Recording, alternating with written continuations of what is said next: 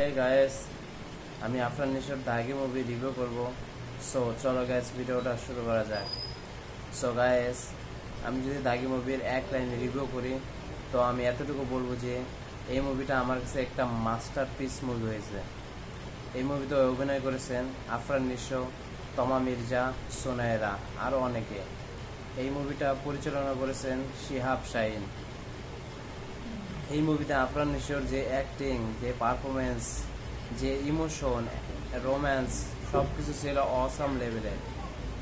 সাউথের যেমন natural star ন্যানি রয়েছে, তেমন আমাদের বাংলাদেশে ন্যাচারাল স্টার রয়েছে নিশো ভাই, যার অ্যাক্টিং পারফরমেন্স পুরো অসাম লেভেলের। সে যেভাবে ছবির মধ্যে অ্যাক্টিং করেছেন তাকে দেখে এরকম মনে হচ্ছে না যে এটা সে অভিনয় করছেন। তাকে দেখে মনে হচ্ছে যে সে ওই ক্যারেক্টারের ভিতরে ঢুকে গেছেন, যে আসলে তার সাথেই এই ঘটনাগুলো ঘটছে। সে যেভাবে এরকম ইমোশন করছেন, যেভাবে অ্যাকশন করছেন, যেভাবে সে রোম্যান্স করছেন, মনে হচ্ছে তার সাথেই এই ঘটনাগুলো ঘটছে। এখানে তমা মির্জাও সে ভালো পারফরমেন্স করেছেন, ভালো অ্যাক্টিং করেছেন। আর যে সুনায়রা, যিনি বুবা চরিত্র প্লে করেছেন, সেও ভালো অভিনয় করেছেন। তার যতটুকু তাকে স্ক্রিনে আনা হয়েছে ততটুকু সে ভালো অভিনয় করেছেন। আর যে ক্যারেক্টারগুলো ছিল পার্শ্ববর্তী ক্যারেক্টার, সেই ক্যারেক্টারগুলো ভালো অ্যাক্টিং করেছেন। এই মুভিতে আমাদেরকে এরকম দেখানো হয়েছে যে আফরান নিশোর ক্যারেক্টার জেলে থাকে। হ্যাঁ, জেল থেকে যখন বের হয় তখন সে মনে করে যে সবাই তাকে মাফ করে দিয়েছে, কারণ যে ভুলটা সে করেছিল তার কারণে সে 14 বছর এরকম জেলের মধ্যে ছিল। কিন্তু আসলে কেউ তাকে এরকম মাফ করে না। সমাজের সবাই তাকে এরকম অপমান, লাঞ্ছিত এরকম করতে থাকে তার ওই ভুলটার কারণে।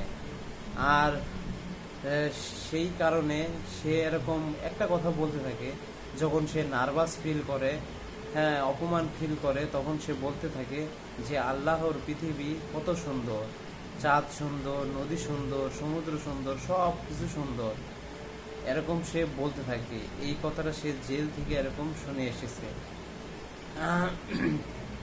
এবং আফরান নিশোর ক্যারেক্টার এখানে যে পারফরমেন্স করেছে, আফরান নিশোর ক্যারেক্টার যেভাবে লাস্ট সিনে যেভাবে অ্যাক্টিং করেছেন, সে একটা দেয়ালের এরকম হাত দিয়ে এরকম কাঁদতে থাকে, তো তাকে দেখে মনে হচ্ছে না যে সে এটা অভিনয় করেছেন। আসলেই তাকে দেখতে অসাম লাগছে। আর এইভাবে যে কন্টেন্ট বাংলাদেশের এরকম মেকার্সরা এই কন্টেন্টটা এরকম বানিয়েছেন পুরা অসাম লেভেলের, যে একটা বাস্তব জীবনের কাহিনীকে এইভাবে ছবির মধ্যে ফুটিয়ে তুলেছেন। আর ছবির মধ্যে আফরান নিশো, তমা মির্জা এবং সুনায়রা, আরও যে সাপোর্টিং ক্যারেক্টারগুলো আছে সেই ক্যারেক্টারগুলো এই ঘটনাকে যেভাবে প্রেজেন্ট করেছেন ভাই, পুরো মাস্টারপিস লেভেলের।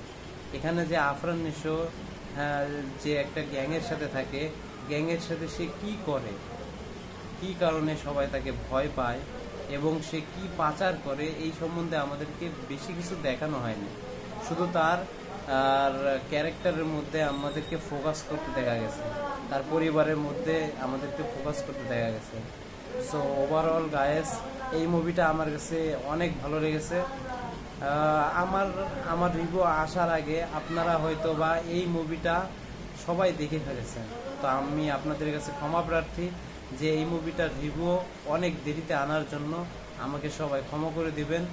আর আমি চাই যে আপনাদের জন্য আমি বাংলাদেশের যত নতুন নতুন মুভি আছে এই মুভিগুলোর শুরুতেই এরকম রিভিউ দিয়ে দেওয়ার চেষ্টা করব।